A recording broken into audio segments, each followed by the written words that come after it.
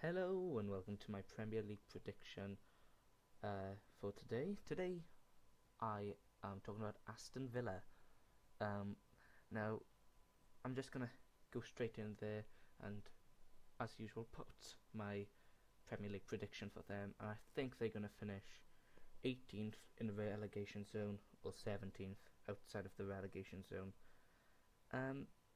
Now Paul Lambert was quite a big manager to bring to the club, in my opinion, because Paul Lambert did wonders at Norwich last season, and I think by bringing him in, they're doing a good job. He's quite a good manager, but the question is, will he be good enough to keep them up? Because, in my opinion, Norwich have a better squad than Aston Villa at the moment. But going on to the signings. Before I carry on, this video is obviously not going to be as long. It's going to be at least, I'd say about 12 minutes or 13 minutes, because Aston Villa aren't one of my big teams. They are actually one of the three clubs I'm not that sure about in the Premier League, along with, well, not sure, but I've got lesser knowledge than any of the others, along with West Brom and probably at the moment Southampton. But those three I might struggle on, but this one will be shorter than most of the others. But Aston Villa are a good team. They've got spirit. They're really good. I'm trying to think of like a word to describe Aston Villa. I think I can't think of the word to describe them. But I think the thing that they lack at the moment is confidence and morale, because a massive blow to him was when Petrov went out because he has leukemia. That was a massive blow, and he was their captain. I think that's hit the morality and the confidence at the club by a lot. And I think they're gonna have to try and get somebody. The captain who they've chosen now, I'm not quite sure who it is, but I think whoever it is, they're going to have to really, really do well. I think it's Shea Given. I do. So yeah, we're going to go on to the transfers now they've made. And the transfers, I think, are quite well they've done. They signed Christian Benteke, who from KRC Genk, who I think will be a brilliant addition to go along with Abong-Lahore and Bent up front, because they need somebody who can grab the goals, and they signed him for about 7.7 million, which is quite good. And apparently he is a bargain of a player. Another player they signed was Ashley Westwood. Not much I know about him, apart from he was fantastic at Crewe last season. So I can't really give a good opinion on him. But I think he can do well in the future, maybe as a backup player for Aston Villa. They signed Jordan Bowery again. I can't say much about him because I don't know much about him. They also signed Joe Bennett from Middlesbrough. I think they needed a left back because in that position Aston Villa were quite weak, and I think that will be good for them. They need somebody who can race down that left position, along with the left mid or whoever they are playing, and they can do vital crosses. I think that's quite a good signing for them, Joe Bennett, because he is quite a good player as well. I've seen him play a couple of times on the League One show, and he seems the league show, Football League, and he's actually quite well. I've seen like highlights of him and stuff. Next one is Ron Vlaar, who again I think is a bargain. Fantastic player. They've just signed.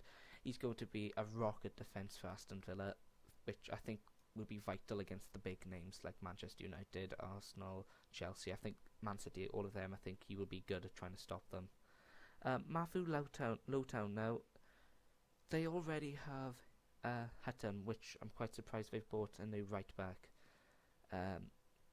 They signed him from Sheffield United, and I'm quite surprised by that one, but I think he'll be well. He'll do well. I think he's going to be good for them this season. Next is Karim El Ahmadi. I've seen him play already.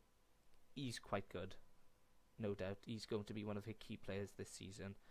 Um, he scored that goal. I can't remember who it was against, but it was just a really good goal. And if they can make him do that that many the sort of same goal game over game, then they're going to have to rely on him a lot, and he will.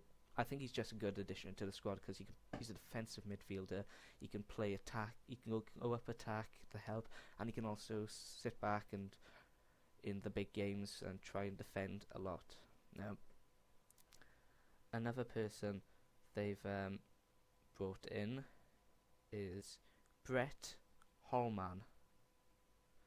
Now, I don't know much about Brett Holman as well. He played for AZ Alkmaar. They got him on free transfer. They did. Defensive midfielder, so you'd be good as well to help with. No, he's a left midfielder. Sorry, I was reading the wrong one. Yeah, he'd be good on the wing, so they might play him. Not much. I don't know much about him, so honestly, I can't give a real good opinion on Brett Holman. I'm sorry about this, but next video when I do another team, I will give a better, more research, just because I've just haven't done much today. That's right. So the next one is Sean McCunn. Again, good. He's a defensive midfielder, so he could play in the centre mid position, but along with Karam El Hamadi. I'm not sure if he's played yet, but he could be a really, really good addition to the squad. Or you might see him behind, on the bench, to replace Karim El Hamadi. Okay, on to the people they sold now. My opinion on these. Nathan Delfonso, I think that's a massive mistake to start off with. Delfonso has so much potential and they've just got rid of him. The Blackpool have just got bargained by there. I don't know, undisclosed fee, but I think that's a great loss to them.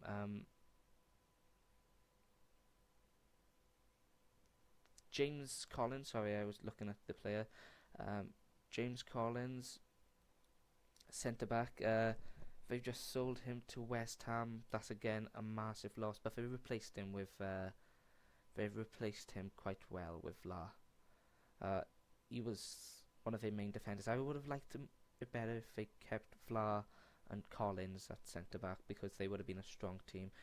They also sold Connor Taylor, who I don't think is a big loss to them, because he wasn't much of a massive player who played every single game. Carlos Kula, terrible loss again. Sunderland he's gone to. He's a strong centre back who I think that's a terrible loss for them. And honestly, you might think I'm joking, but I think this is the worst one they've sold, and it's Emil Heskey.